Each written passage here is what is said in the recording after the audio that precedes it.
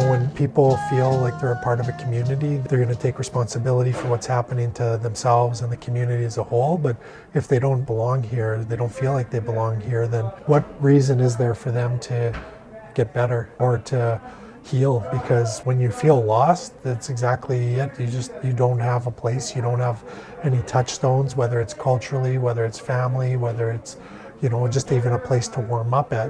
When you don't have those types of minimal things that the rest of us take for granted. There are a lot of gatekeepers in the communities, and they have a vested stake in keeping things the way they are, especially people in positions of power. The reason they got in those positions is because they could work with the current system. So when you're talking about having a grassroots approach or a community-driven approach, it's pretty rare to have leaders that are actually focused on the community and not just their next re-election cycle.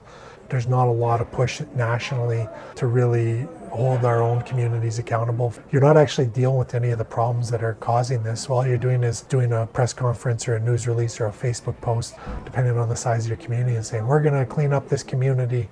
But you're actually not dealing with any of the underlying social issues that are causing these in the first place, the trauma, the intergenerational effects, the social services apprehensions, the whole line of things that cause our communities to be hurt. You need to be completely honest as to what the situations you're dealing with, the realities for the community, and why you need to be aggressive on these approaches. People's lives are at stake. I would invest heavily in mental health and addictions to address the HIV crisis and the overdose crisis. The health authority to truly integrate Indigenous perspectives and staff on the front line and in management roles so that we can actually make an impact and actually respond to the community and have those community connections so that we can make the impact we need to make. Deregulating HIV testing. I think in Saskatchewan we have universal HIV access for medication.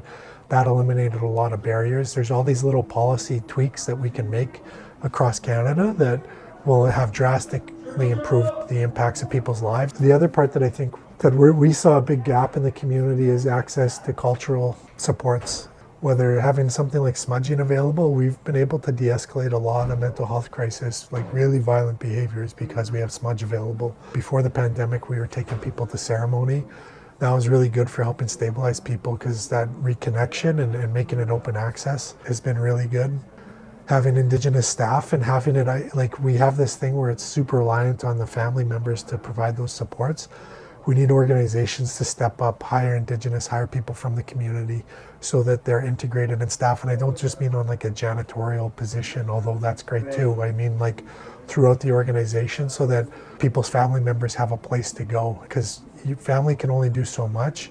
Everybody needs that professional help, and having a place that they can refer to that's trusted in the community is really key so that they at least know they're going to be safe if family can't do all those things. And we see it across the whole sector. Everybody's getting burnt out. Everybody's stretched to really thin. And so I think when we're looking at this going forward, we need to make sure that agencies are set up for success with our community and challenge those. We're going to have some hard discussions. I've been to many community meetings where somebody says, well, I'm an elder and this isn't our way, traditional, but they still have a lot of those outdated views on homosexuality, on trans issues, on Two-Spirit, on harm reduction, and I try to provide them the education. I'm not just going to let you hold this up because you view yourself as the gatekeeper when our community's dying. If you're truly an elder, you're going to be trying to help our community and elevate it rather than just saying, no, we don't support those people anymore. That's harm reduction in a nutshell. Is we're providing choices for people. We're asking for their consent before we do something, so I want to make sure they have all the information.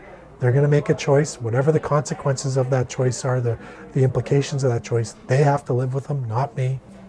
Always be focused on the future for them, not reprimanding them for the decisions they made in the past.